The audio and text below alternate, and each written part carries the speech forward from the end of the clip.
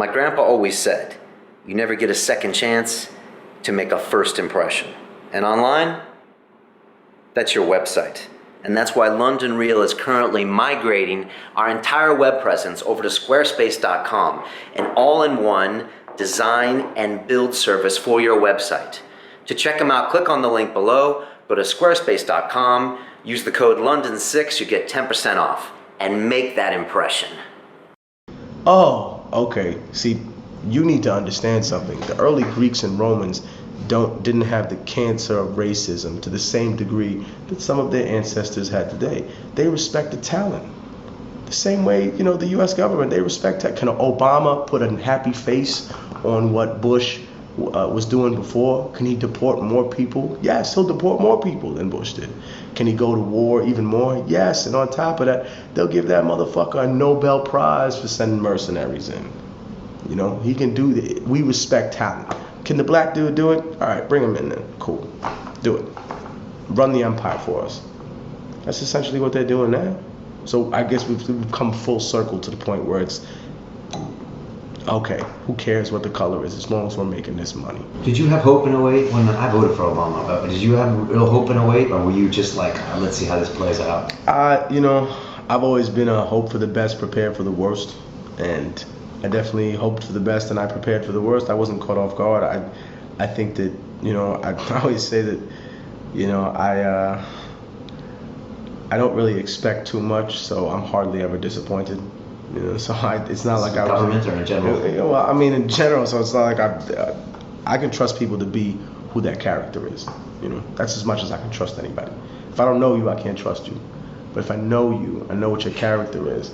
And when he came on board as a corporate lawyer, and then was saying, "Oh, I'm a corporate lawyer and I've been an activist and blah blah blah," I think his presidency to me speaks volumes about the privatization of education.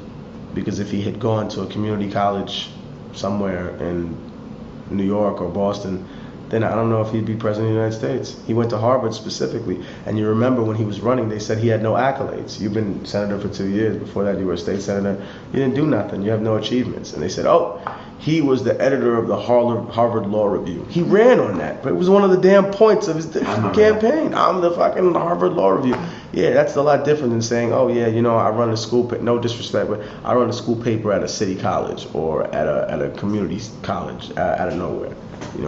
That's one difference. Now, if you're sending your children to private school and you're putting them there not just for the education, for the smaller class size, but also for the connects. Because you're going to be going to school, if you send them to school with kids that are parents of millionaires, billionaires, they're starting a business, they're looking for ideas, so they have fresh faces in there that say, oh man, maybe you don't come from money, but you're smart. We need you to be a part of this. We need you to help run, to be the engine that turns the machine. And for that, you can get a slice and you can live a little bit of a better life.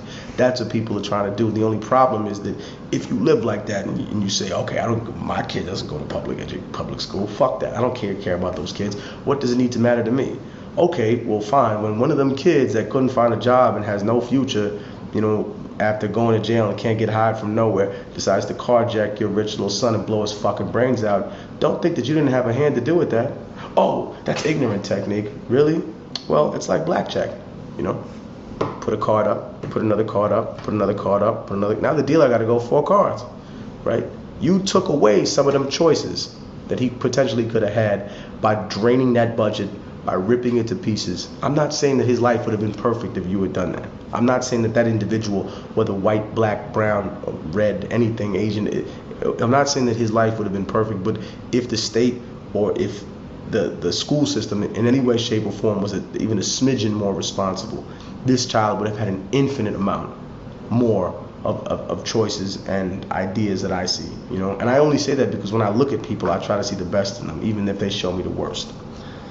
I see somebody writing graffiti on a wall, people call him a vandal. I think, wow, that guy could be a fucking artist. Look at this is art, Maybe you're doing it on the wall, but if you had canvas, I know you could be the fucking man with this. All right, you got people that are out there selling drugs.